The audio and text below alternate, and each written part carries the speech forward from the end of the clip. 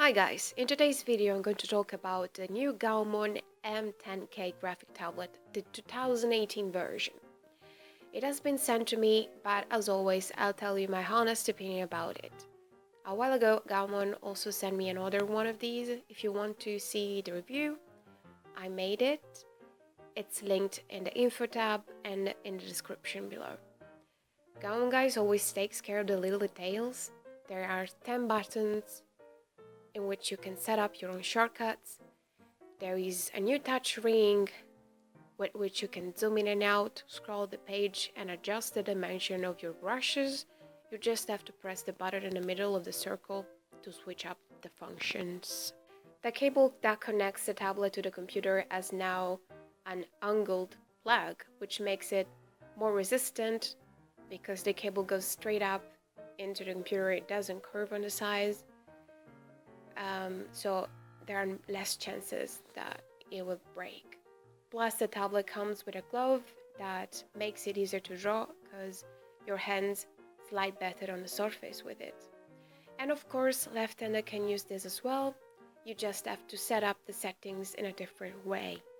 The pen that came with the other model I reviewed had to be charged with a cable for it to work, but this is different. You don't have to charge it anymore. This is so great because you don't have to worry about anything else. You can just connect the tablet to your computer, sit down and draw. Basically though, the only thing that's different is the design. Because even though they say that this pen pressure sensibility levels are now 8,192 compared to the standard 2048, it doesn't feel any different. It might be because my computer is old, or maybe it's because this is a simple model and the tablet is not out yet, so they're still developing the driver. Because guys, compared to the Vibe tablet I reviewed last time, they say that that pen had 7,000 something pressure sensibility levels, and guys, I honestly, that really felt different, but this doesn't feel any different to me. I haven't found any differences in the way this works in comparison to the other tablet I reviewed, honestly. It's just that everything is more comfortable. The pen is also thinner, it doesn't have a silicone grip, it's not as ergonomic as the previous model. I personally like to use thin pens, but in general, but I know that a lot of people like thicker pens, and the silicone grip is just more comfortable if you hold the pen for a long time. Also, there's a hole on the top of the pen and I'm not sure why it's there. Let's talk about the dimension of this. This is a big tablet. The active area is around the size of an A4 paper sheet. Specifically, it's 10 inches for 6.25 or 25.5 centimeters for 16 centimeters. There is plenty of space to draw, guys. I really like how this tablet is built. It's very sturdy and comfortable.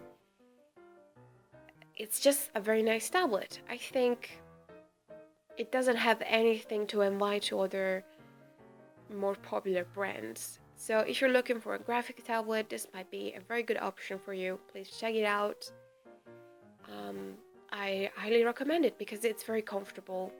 I love the attention to details that they've put into this. This tablet works perfectly on Paint.si and on Photoshop.